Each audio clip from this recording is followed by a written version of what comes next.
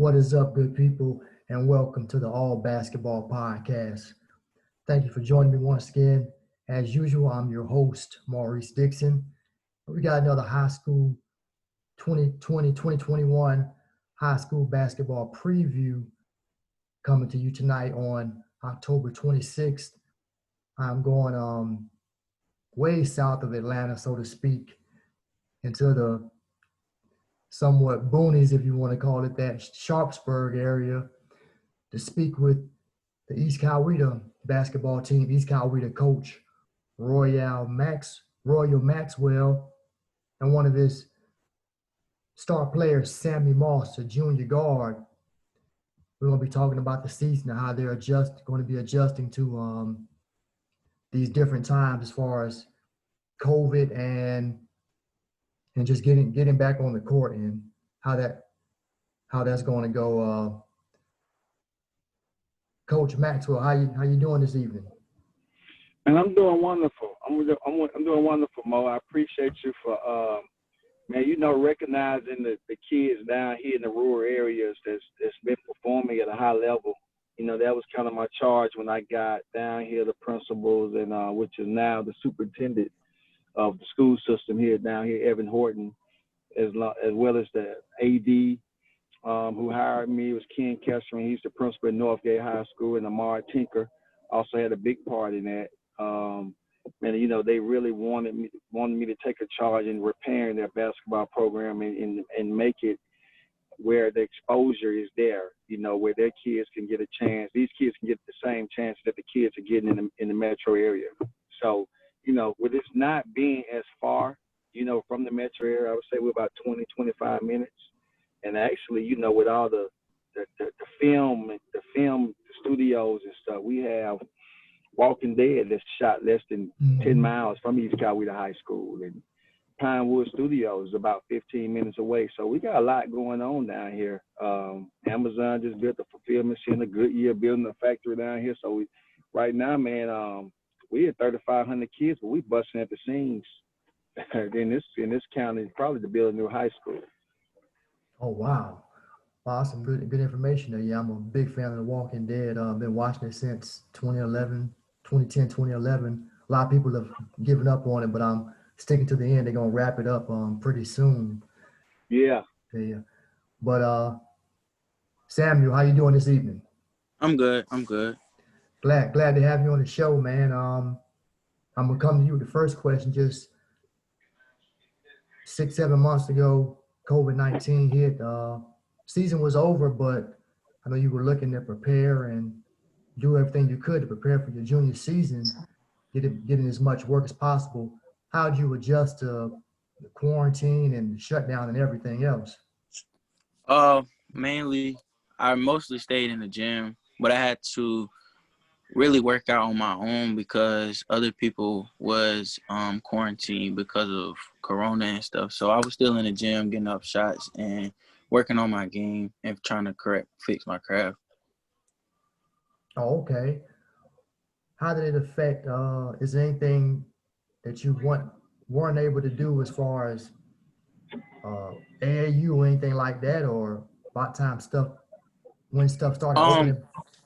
I actually still play AAU, but it was more like the tournaments was more less teams and less people coming into the gym. But yeah, I still play AAU. Oh, okay. Coach Maxwell, how did the shutdown and everything affect what you want to do as far as this past summer with your team and what you usually do? Man, the COVID-19 really, really hurt this area, man, because that's kind of like basketball camp for this area. That's when I get a chance to get the 8th graders up, and we really get a chance to dive into the fundamental part of the game and introduce the kids to this high-level basketball, being a 7A program, as well as the 9th graders, because to me, my 9th grade team is my second most important team. Because my 9th grade is a chance for me to evaluate the kids playing on their same level. You get to playing JV, you got some high-level 11th graders. Some coaches put on JV. So high-level 10th graders is playing JV instead of playing varsity. So at 10th grade, I try to move you to varsity, and you play JV just to get work, just to work on your craft. So we're working on your jump shots. You go to play JV just to work on your jump shots. So I wouldn't care if you shoot 30 jump shots and miss. we're trying to get you prepared to perform and be serviceable on the varsity level. So this summer really hurt us, man, because we weren't able to get in the gym and get this fundamental work, like ball handling work, man. And we get a lot in the weight room done and so forth. Second of all, my kids, we go to team camps, and we use team camps as another form of college visits to expose the kids. So we go on the camps, and so Sammy hadn't got a chance to go to the team camps with us.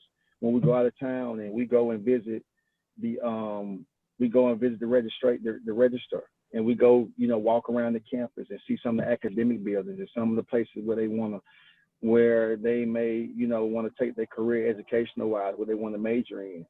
So he missed that as a 10th grader, summer going to the 11th grade. So this summer, we're going to make sure that some of the schools that he wants to go to outside the schools that want him, that we get to those team camps, because he'll be going to his senior year this summer, and he get to meet some of those coaches, whether, they interested in him or not. We're going to take him on campus so they can get a chance to see him. So those are some of the things I do in the rural area, man. It's called Books Before Balls, and we kind of use basketball as a sense of exposure for the kids, beyond just basketball. Very, very good stuff. Very, very well said. So GHSA put in, well, first off, I want to find out what are some of the guidelines of how are games going to be. Are y'all going to be able to have fans in your county or at your games, or what's the guidelines as far as that? Definitely, I'm pretty sure wearing masks, but. Yeah, one thing, they took out the jump ball. Yeah. I don't know if I hadn't even told any of my players yet, so they took out the jump ball, so the visiting team would get the ball first. I heard that I hadn't taken my clinic yet, which I'm gonna take this week, but I heard that you have to either extend the bench or either stack it, kind of like the NBA. That'd be a good visual aid, so we might have like 5 kids on one row, 5 kids on another row, spread out, another 5. So in our gym, we have like the double levels. So some gyms, they may just push the bleachers back. And so we're just going to push back up the small side bleachers so we can take care of that and leave the large side in the upper mezzanine area open. As well as they say, like in between games. So let's just say if somebody JV and varsity together, they were using the same ball, you have to make sure you switch balls. If the ball goes to the crowd, you have to switch balls. I know that volleyball coach, me and him was talking, he was saying something about disinfecting the floor. So I have to look into that. He was saying it was going to take 10 minutes to disinfect the floor for the actual dry, so in between games. So I have to look into that. But we will have fans, where some of my peers, like APS, they're not back in school yet. And the football hadn't had fans. So I would assume they're probably going to do the same in basketball. And I know Clayton has already said that they won't be having fans for the first part of the year. I talked to some of my peer colleagues there. So as a matter of fact, if that's the case, I'm really going to try to switch some of those home games. We can have fans, so the kids can get, the full high school environment, what I'm saying, with the popcorn popping and the refreshments and some chilies and stuff in the stands. We just, our county is strict on the guidelines, the COVID guidelines. I just think those counties with those, with a lot of high schools, it's just kind of hard for the county ADs and the superintendents to keep up.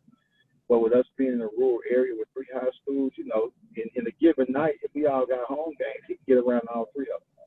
We all probably within a 15-mile radius between Noonan, East Coweta, and Northgate. So, he can get to all 3 of them in a given hour and a half to check and make sure we're adhering by the COVID-19 guidelines. Okay. Sam, as far as have you heard about the no jump ball? Yeah, I have. Well, what are your thoughts on that? Is that going to be weird, or it is what it is? Yeah, it's gonna be a lot weird. I don't really understand why they would do that, but it's gonna be really weird. Yeah, I don't. I saw that one and I was like, well, I guess if that's what they got to do, then. Well, Coach Maxwell, what about the? I heard that. Go ahead. No, I heard like as far as the jump ball, they were saying that as far as keeping the referees safe, that's the only time in the game per se that impacted that the referees and kids will be within 6 feet of each other. Mm. So that was that reason to keep the referees safe in regards to taking the jump ball out. Okay. I was looking over your schedule. Thank you for putting it in. I've done some others. I haven't been able to see schedules. I know it's kind of hard to get stuff set in stone right now because people are pulling out from commitments because of certain tournaments are shutting down. I guess they can't get up the funds, and it's kind of looking like you're just gonna be playing maybe a region schedule. But I see you do have games in Columbus, maybe games over at Clayton State, Peach State. You may be in that. Just Yeah, talk to me about. yeah. You're right, man, Mo. It's crazy with the schedule because like for example, Sandy Creek has one of those national teams. So they had a national schedule as well as Milton and Grayson. They had those national schedules, but they shut down a lot of those tournaments. So a lot of those guys, they're trying to get with the Wheelers and so forth and trying to get some tournaments set up here. And they've called to try to get us to reroute our schedule. But I always said, because I was that little guy at one time, I always said that if I set in stone the game, like we go play teams up and down 85 South, like, per se the football schools, they say, on 85 South going towards West, going towards Alabama and going towards Columbus. And I always said if I got up, I wouldn't pull out of those games just because those schools aren't ranked schools in basketball. So it's for the fact, man, our schedule is changing. Fayette called, and he said he had a really, really big time showcase he wanted to take his players to, and I let him. I said, man, Coach Flynn? Yeah, Okay. Coach Flynn, yeah. So our Fayette County game changed, and that hadn't been up in the schedule yet. And we just picked up Spalding a second time, which is my assistant is the head coach there. So fortunately, I had a tie, a relationship with him where I was able to find games. But games are tough, man. We were going to the Woodward Classic. Woodward had a really good team last year, Mm-hmm. and they said they shut that tournament down. So, but we were able to keep our game with Woodward. We are in the Peach State Classic in Clayton, but I'm not sure as far as how that's going to be with no fans when you're having the organizer not being a GHSA high school coach, so it's a liaison, it's a promoter. So, it may not be profitable for him to continue to keep it at Jonesboro, but I'm not sure. He hadn't called and said otherwise. But a lot of stuff, man, has been changing. Guys pulling out of their commitments because the region has been pushed back because of football and, the COVID-19. So, like we're not able to play games until November 21st, November 20th, as opposed to in the past, it was the 13th. So it's a week later. So, but football state championship is not to December 27th, whereas in the past it was December 15th. So it's not parallel with our schedule like it was in the past. Usually, we start the first week of the playoffs. We're not starting the first week of the playoffs. We're starting before the first week of the playoffs this time. So some of the schools pulled out because they won't have their football players. So you got that going on too. So if you're not playing your top 3% of the 7A or 6A, world, then the rest of the schools need their football players. So yeah, it's been crazy, man. JV and ninth grade, we're gonna play them at a minimum. Some counties can't play JV and ninth at all. Some can only play a few. Some cannot play outside the county. So the schedule stuff is crazy this year. Wow. Sammy, how are you preparing yourself mentally to possibly play with a few fans in the stands, maybe just your family or no fans? How you? Of course, I'm gonna stay in the gym, either with fans or no fans. I'm gonna still do what I do best on the court. So, I mean, of course, I love to have my mom in the stands and my family in the stands, but even if they can't come, I'm gonna still make them proud. Oh, okay. Yeah, you just gotta go out there and play like you at playing pickup somewhere. Yeah. It's gonna be different though. It's gonna be different. Hmm. Uh, yeah. Are there any games on the schedule, Sammy, that that got X'd out that you were looking forward to? I don't really know the games that have got X'd out yet. I only know like Coach said, what team was it, Coach? That we can't play. You talking about the well, so we have a national team coming in from Dallas, Texas, Bay Family Academy, ranked probably top 50 in the nation. They got about 2 or 3 national ranked players. It's in Oak Cliff, Texas, over at Cedar Hill or Oak Cliff. Well, Oak Cliff. Some people say Cedar Hill, but it's in Oak Cliff. My college roommate, I played basketball. He's the basketball coach there, Brandon Thomas. Okay. So they won state championship last season, and they beat Yates. Houston Yates. They beat them last season. Then the season that just passed, the COVID year, they were in like the Final Four, and then they canceled. So we had that national team coming in. That was something we was all revved up for. Of course, I was really excited for Sammy to play Fayette County because that would have been a local with Fayette and Coweta so close. We're only about 15 minutes from Fayette County, basically one street off being the same street, playing against another ranked kid, Caleb Banks. So I was excited about that, but they called and said they had a showcase. So I gave them, I'm being cordial because sometimes, I'm sure, with the meat of our team, we'll be returning 11 kids next year. So I'm sure we're going to get invited to some big stuff, but I still go to continue to do my schedule as normal just in case they don't.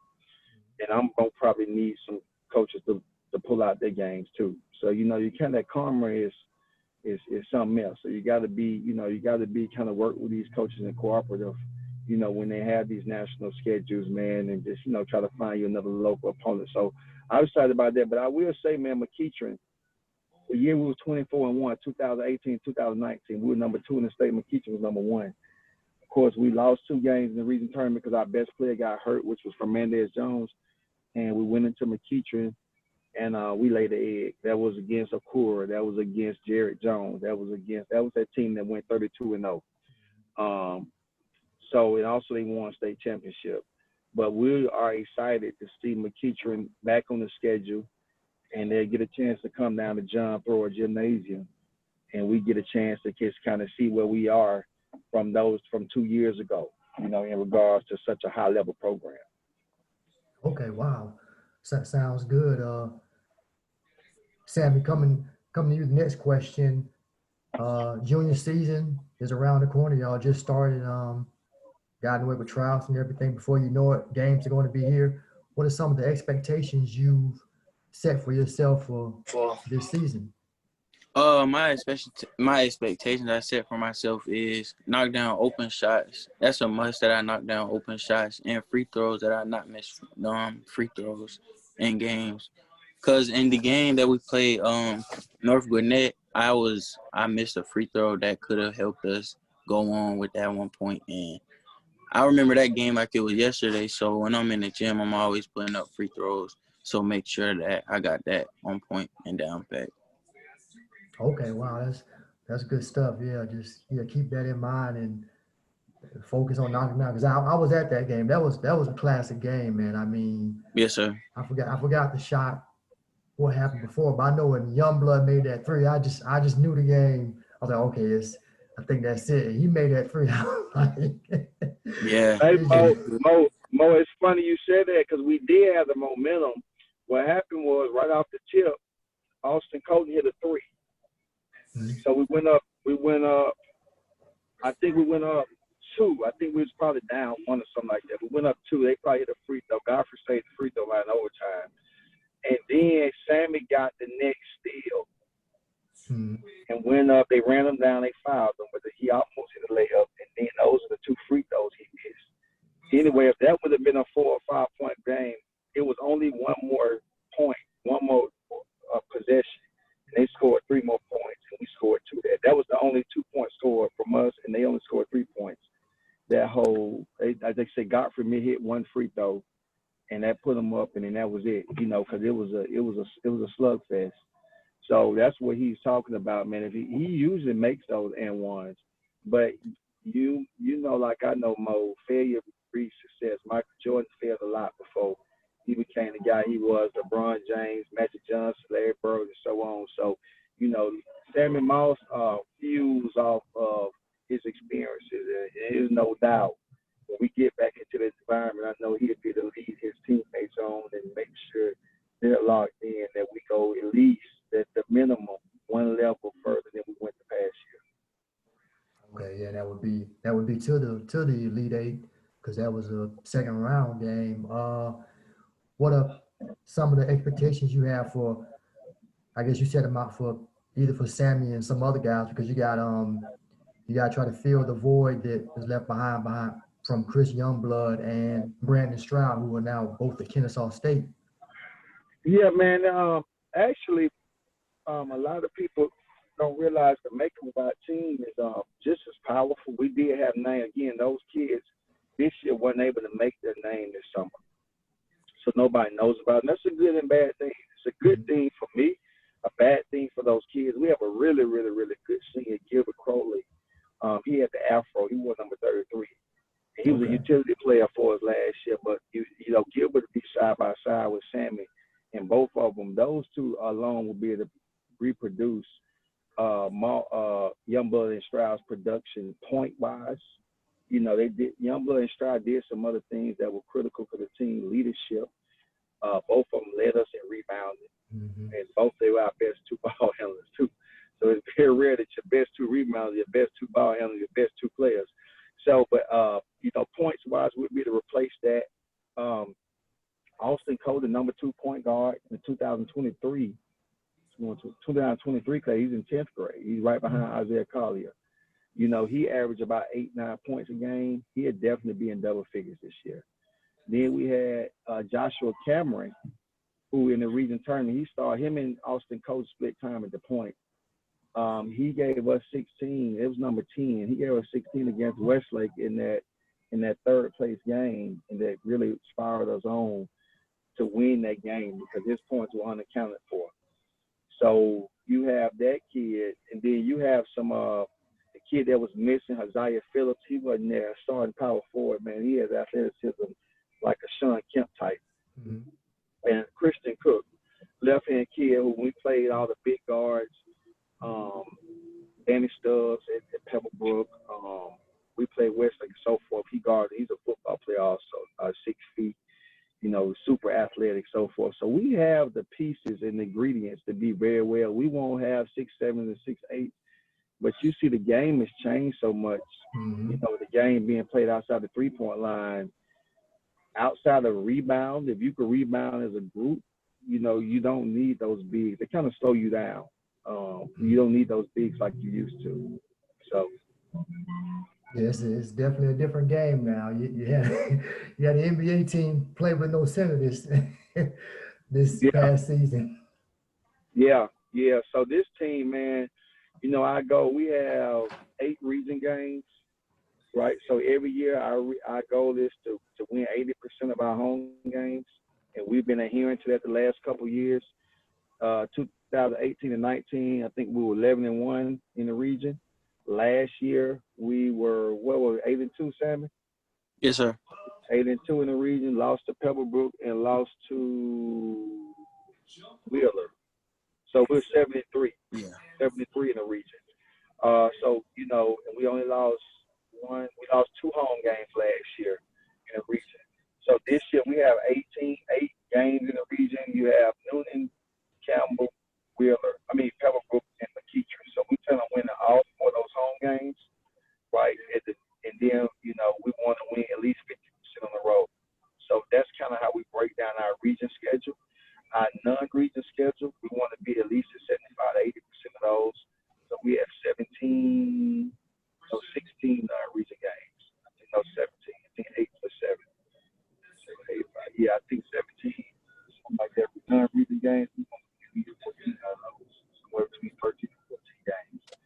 So that's kind of how we break down our schedule and our goals for the kids. And so within that, they have responsibilities that they have to adhere to, and we work on that in practice. So we get in the game that's not new for them.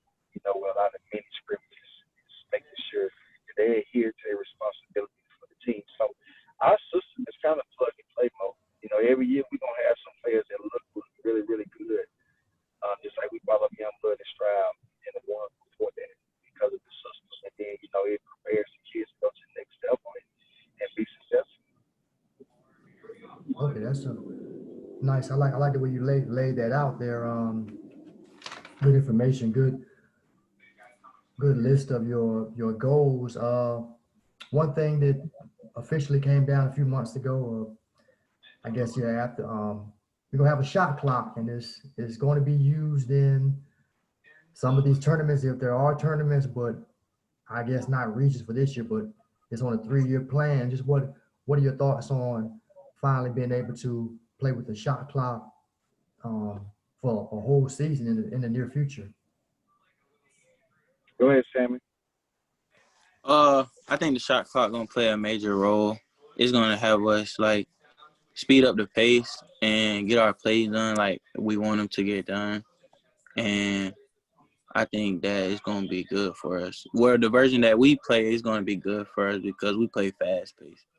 Yeah, y'all do, because I remember y'all were in the Naismith Classic game at, was it Holy Innocents? Where was I at? No, it was at Pace.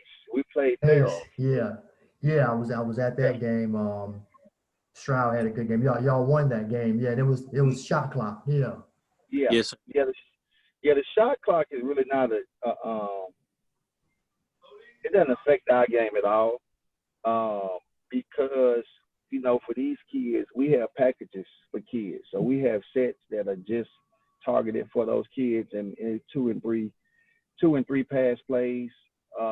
So you know once we get to it and we get through our fluff, then we're able to get the ball to those players where they like it. So the shot clock won't necessarily be an issue in the beginning parts of the game. Now, this is where it's going to be critical. Like the North Gwinnett game at the end of the game, the last 2 minutes, right? You're talking about not being able to hold the ball. You're talking about not being able to, you know, you up 2 with a minute and a half to go. You got to get a bucket. You got to get a bucket. You don't have to play for a steal. You can just play base defense. And then, you know, so it's going to make coaches have to learn how to coach. You know, no disrespect to some of my colleagues, but you got to attend some clinics or go on YouTube, you know, or get with your college buddies, right, to actually find out what's good for your team and figure out a system. Because a lot of coaches, you know, just kind of run up and down the court. And we do too for 60 to 75% of the game. We have a secondary that we run and we master it so that, you know, the kids can have fun because, you know, I grew up in the 80s. And so these kids weren't coached like I was coached. I had to do what I was told to do and do it hard. You know, you have to find that thin line between accommodating the kids, being a player's coach, but it's still keeping the respect and the discipline that we had back in the 80s. So, you know, with that being said, man, you know, we already have our stuff in place, beginning the quarter plays, end the quarter plays, and so forth that, you know, that we're working on so that we'll be prepared, you know, for the shot clock and we'll be prepared, you know, to take advantage of possessions this year. Okay. Just a couple more questions. NBA and WNBA, they put everybody in the bubble. It was 100% effective. Nobody got sick. If you left, you had to quarantine before you got back beside everybody else. Lakers ended up winning the championship, but it worked. I was kind of skeptical about it, but Sammy, if you had to play in the bubble, how do you think you'd go about doing that? I think I'll adapt to it quick. I think I'll soon get the feeling of it and just go with the flow of how everything will move. Okay. Coach, how do you think you would coach and operate in a bubble type setting where you might be away from some loved ones and you and the players and the staff? Yeah, just like everybody else said, it was a high level AU game or team camp. You know what I'm saying? When you go to team camp, you got 80 to 100 teams and y'all playing in, you know, 2 or 3 gyms and, you know, you got games and you walking by players and so forth and walking by them in the yard and so forth. So team camp atmosphere. I think the bubble helped your mediocre teams. I think the bubble helped the Heat. I think the bubble helped the Nuggets who beat the Clippers. Because in a normal environment, when you had to go into their home, Philadelphia and Boston, with 30,000 screaming fans and unfortunate referees kind of go with the home team, it would have been a little bit different. I'm kind of glad we had the bubble so that those mediocre teams, like ourselves, we don't have a bunch of superstars, but we pull our hard hats and go work on them. And you know what I'm saying? So this year, I hope they adhere to us. And we a Miami Heat type team. We have a Tyler Hero, and we got a Jimmy Butler and Sammy Moss and so forth. We got those same type guys. So, man, I hope this year, we're not going to some games with no fans and limited fans. So we don't need all that. You know what I'm saying? We practice in an empty gym. We don't get a whole lot of distractions from the parents. We get full support from our administration. And, man, we got practice all night. Guess what? There's no issues in Coweta. You know what I'm saying? We get the job done, within the rules of THSA. So, yeah, I don't think the bubble would be a problem with us. I think it does affect your superstar guys sometimes because they feed off the energy. You know what I'm saying? I'm in the Hawks games, and I know how we give Trae Young energy and so forth. So some of those guys that are super duper stars, I do think it will affect them in high school, and they won't get going. And hopefully we just ease right on by them, Mo, and get us to the championship and see what happens. No doubt, no doubt. Well, those are all the specific questions I have for you guys. Before we close out, I just want to get your final thoughts. I'll start with you, Sam. What do you have to say before we close out the show? I just want to say thank you for having me on here, and thank you for asking those questions, because those questions are things that we look for in the season and things we look for during the season. And I just appreciate everything. No problem, man.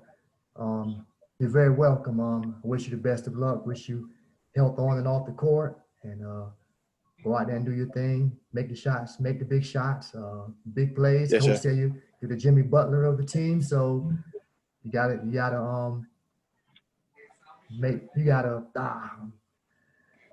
you can't make him go back on his word. So Yeah. Yes, sir. he put the Yes, sir. pressure on you. Yes, sir. Coach Maxwell, closing thoughts from you? Man, I appreciate you, man. As soon as I got the text message from you, man, on Twitter, I was excited, man, because I've been seeing you at games for a while and so forth, man. And like you said, man, you're in it for the kids, because that's the only reason why you asked us, because it's not about me and you. Our time has passed. It's all about the kids, man. And so many of the city teams get the love, and I'm not gonna lie, we do get our respect. And like Sammy was picked for the Slam Magazine All-Star game right before COVID hit, and so forth. We having kids spread out amongst your Wheelers and your Kales and your South Cobbs and your Norcross. We have our kids being spread out, man. But like I said, I appreciate you reaching out, man, and giving us a chance to expose our program and some of the other players besides Sammy, so this season they could be looking out, man, because, again, like I always put on Twitter, we're not done yet. We got, after this year, we're going to be returning 11 players. You know what I'm saying? So we never will be out of the conversation, because each year we develop and develop and develop. And we got a few kids, a few juniors, a sophomore, and about 2 or 3 seniors, man, where they up next. Good stuff, Coach. I look to see how the season plays out. I wish you health on and off on the bench and off the bench. And we'll see how this thing plays out. I hope you get all your games in and nobody gets sick and you have to forfeit games. That's just the worst thing I heard about. And Yeah, we had none of that crazy stuff, man. The kids got to really be responsible this year, even the kids we playing against. Because, again, like if, we play Team A and somebody is, diagnosed with COVID-19 and we go through with the game, and they're called back and said we are quarantined. A 14-day quarantine with a basketball season, man, that's about 6 games, man, Tuesday, Friday, and Saturday. talking about missing, and I'm sure it's going to be forfeit for basketball tonight, not like football because they don't have as many. I'm sure they're going to be forfeits or either just not counted games. And you really, really need those games to mold the clay together and and come together for the end. So, yeah, man, I hope we don't have to deal with that. A lot of people seem to think everything will come out when the election is over. When the election is over with. So I want the election to come on next week, get over with. So these vaccines will come on out, man. They go ahead and spread them out like they do the flu vaccine, and we can kind of stop the spread. Most definitely, most definitely. Well said, Coach. And thank you guys so much once again. I wish you health and much success. And until next time, peace. Peace. Yes, sir. See you. And once again, folks, that's all for this edition of the All Basketball Podcast. I'm your host, Maurice Dixon. Thank you so much for listening. We thank East Coweta coach Royal Maxwell and star player Sammy Moss. And until next time, stay healthy, peace, and be blessed in Jesus' name.